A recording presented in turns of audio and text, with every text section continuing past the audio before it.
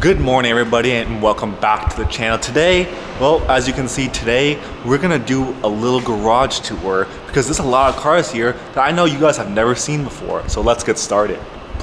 Before we get into the car tour here, people, I need you guys to do me a favor and go to originalcascade.com. Winter and fall are coming up. The weather is starting to cool down. You're gonna need a flannel, and I guarantee you, we have the best ones you will ever own. Check them out here, originalcascade.com. And now let's get back to the video. All right guys, this car needs no introduction. You have seen it many times. It is our 94 FD RX-7 with the REV3 kit. I'm pretty sure this is one of few, if not the only V3 kit in the US. Some quick facts about this car. It was imported from Japan as a drift car. As you can see, most of the interior is stripped, which obviously we're working on getting that all put back together, cage in the back. And as you can see, like, you can tell this car when it was built was a full, almost chassis off build. And the reason why this car is in the collection is simply because this is such a iconic JDM car in the culture. And with the kit we have on it, it makes it even more rare and hard to find, which is what we're all about here on Cascade. So honestly, you can't get better than this. We are in the middle of restoring it to make it look pristine. Just finished the engine rebuild on it. Got a couple more stuff to do on it. So yeah, that's this car. And of course guys, you cannot beat the 13B. I would rev it up for you guys, but it's on a break-in tune right now. Rev limiter at 3,000, so that's not gonna happen today. All right guys, this is a car that you don't see on the channel as much. This is our 2012, basically pro spec drift FD car. I mean, we don't really show it on the car a lot. I mean, we don't really show it on the channel a lot because honestly, we haven't had the time to go on track days. But let's give you guys a little tour. This is not your average 2012 370. Get up, come on. There we go. So what we have here is a 2JZ swap with a Garrett G40 turbo, fully built 2JZ, racing pistons, rods, all that good stuff. Everything you need in a race car and nothing you don't. And it's capable, built for about, I think, 11 or 1200 horsepower, but you know, just to save the engine, a nice solid 750 will do. And then a quick little tour of what we got inside. Obviously roll cage, batteries back there, status seats because JDM. And then we got a 4-speed dog box. That's our link system right there. And then we got our switches, removable steering wheel, most important, handbrake, and gauges that don't do anything because they don't work, because you can see everything on the link system. And if we go to the back, you have our big radiator that cools down the car, keeps it cool while it's destroying these tires right here. And obviously guys, and also, this is not real carbon, people. It's just a wrap, but it looks cool. Unfortunately, we can't take this car outside for obvious reasons, but I'll give you guys a little cold start. Oh, what the hell? Ah, shit. I forgot to turn on the battery. Fucking Jesus Christ. Race car shit. Ah, fucking. Stop. All right, let's try again. Ignition, fuel pump. And this thing does run on E85, so we're a little bit environmental friendly. Oh, that was George, by the way. George built this thing. All right, E85 cold start. We all know how this goes.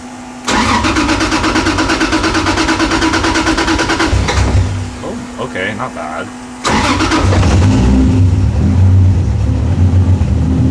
Yes.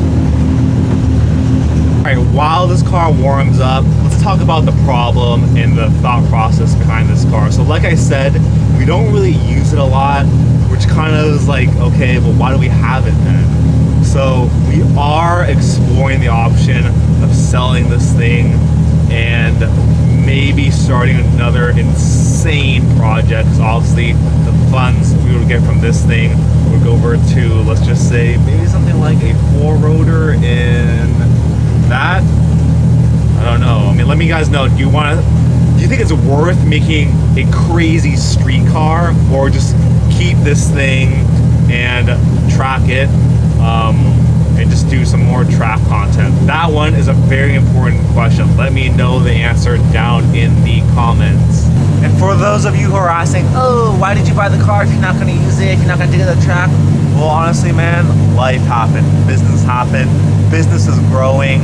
We just don't have the time to do it. You gotta do what you gotta do, and this car, unfortunately, is not the most convenient thing, and it is not easy to drive. Let me show you. So, dog box, triple plate clutch, not an easy launch. I mean, I think it would be comparable to how people compare, like, you know, a CGT clutch launch. I think this would be very similar to that.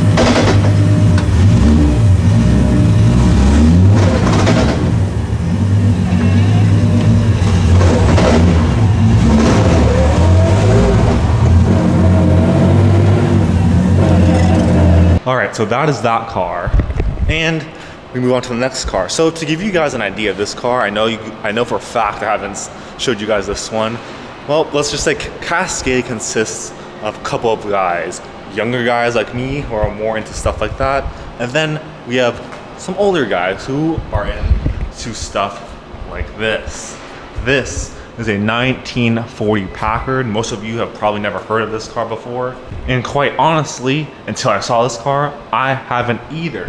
And I don't know much about this car, but I will try to give you some facts that I have been told, and I do know just from it being here. So first thing, we have the old school hood. Oh, and right there, guys, that is a very old engine, older than most of us combined. We have a straight 8. That's right, 8 cylinders, straight line. So it does have a very like unique sound, and honestly, it's okay. Have you guys ever heard of 3 on the tree? That is where your shift. This is a manual. You shift like this, like 1, 2, 3, in the reverse, not like, you know, down here or over here. Let me show you what I mean. So right now, unfortunately, we're using this thing as kind of a storage thing because no one ever drives it. But you shift here, like this is your shift lever. 1 is here, 2, 3, reverse is bottom right. And as you can see, this motherfucker's old as fuck. See? Oh shit, I can't show you guys that. Okay. And yeah, that's pretty much it. Very old, but honestly, guys, it's kind of cool. Like, it's kind of cool to see where like cars came from. Like 1940, dude. That's freaking old. So like, I guess like I could see. I have respect for this car. I wouldn't really like to drive it. Pretty sure it drives like shit, and it works. But I think one of the drum brakes are stuck, so it doesn't work. But it works. But yeah, let me know what you guys think. Do you guys want to see more of these older cars on the channel? Because believe me, we have more than this. That is the 1940 Packard in a nutshell. Let me know if you guys want to see more of this car, and then if you do, we'll get it running. On to the next one. All right, and on to the next 2 cars. These guys, these do not need any introduction. The 2 cars that absolutely broke the internet. The bus wide-body VW and the pickup wide-body VW. I could talk about these 2 cars for hours, but I will try to keep it simple, keep it straight to the point about these 2, kind of where it started, how it happened, and all that good stuff. So quick fact about these 2 cars is this is a real VW split window bus, and this is a real VW single cab. It's called a single cab. A lot of people call it a pickup because obviously, you know, in America, that's what we call it. But this is not a chopped up version of that. This came something like this, obviously not this exactly, from VW in the 60s. However, let me show you guys something. From this point backwards is all aftermarket. Let me tell you. So on the original like when this car is stock, it has barn doors like this that start here and fold down like that, so you can easier to put stuff in the back. But obviously when you look at the render that Robert Design made, it's perfectly smooth. And if you have those barn doors that fold down, you can't put these over fenders on. So this car took so much longer and was so much harder, so much more R&D was needed than the bus version right there. And obviously shout out to Kenny for making these beautiful cars, doing all the fab work, and shout out to Robert for, you know, making the design and letting us use it basically. This car right here, the reason why we made it, the reason why it exists was to launch the brand Cascade, all as a marketing strategy to get as many eyeballs as Cascade from the very beginning. And FB County, well, they're good friends of ours, and they just wanted to hop on and do something for themselves too. It was a great way to showcase their fabric as the interior, as well as us. We only make flannels right now, so we only have flannel stuff in there. They have their flannels, their Charlie Brown shirts, their pants, all integrated in that. And then it just so happened like this is the happy brother, and then that's like the troublemaker right there. So I just think that's so funny. Let's see here, what are some other quick facts I know? So the engine is a 1900cc, so it's still, you know, somewhat original air-cooled VW, just a little bit bigger, just enough to move these big old tires. I do not remember on the top of my head the offset of the rears. I think it's like something like a -80 or something like that, but I do know the rears on obviously both cars have the same tire and wheel setup. 315, 18 in the back, and then it's a 17, I think 245. What is it? I think 245 or 235 in the front. And also, really quick guys, the reason why we couldn't go such a negative offset in the front is because the more negative offset you go, the less steering angle, or the more steering angle you lose. And at the end of the day, we want to drive these things on the street. You also have to remember, this is still, at the end of the day, a stock 1960s VW bus. So the technology is not the best. There's not much to work with down there. And honestly, if we were to do this again, and I would highly recommend this to anybody who ever even thinks about doing this, is just grab the body, take it off, make a tubular chassis and just stick it on there. And then it'll drive just basically like a new car, because as I've also said plenty of times, is these cars are not fun to drive, which is why we don't drive them that much. It's strictly for marketing as a business to get as many eyeballs on our company. So yeah, I think that's a pretty good brief overview of both cars. Let me know down below which one you guys like better, the pickup or the bus. And the final car in the collection is this beautiful, pristine 1962 Impala SS. Ironically, the same year. It's one of those right there. But basically, this is more like this car in terms of, you know, the lowrider scene. But dude, I love this thing so much, dude. I mean, like the details of what these cars had back in the day, like damn. And then of course, we running the pumps back here, baby. Funny enough, guys, we actually have 3 of these. We have the 62 right here, the 63 and the 64. I'm only gonna show you one of them, which is the 62, because it's the cleanest one we have. It's the only one on hydraulics, other ones are on bags. And just, yes. And then check out the interior of this thing, dude. Like red interior in 1962. You gotta pay a premium for this nowadays. And just like look, the little stuff like the dials, like look how nice all of that looks. And now we just get plastic.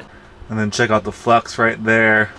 I ain't no base model on the SS, fool. And the best part, fools, the switches. Let me give you guys a physical representation of what it looks like and how violent these pumps are. Ready? Here we go. Ready?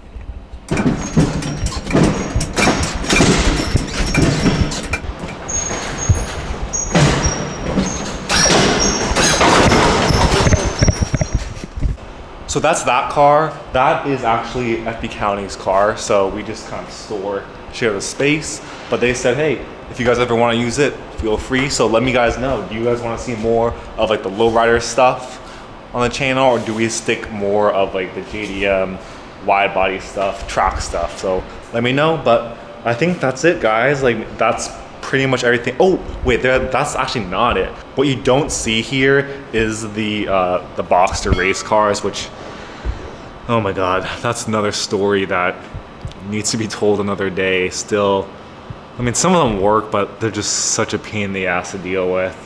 But yeah, guys, that's it for what's here in this location.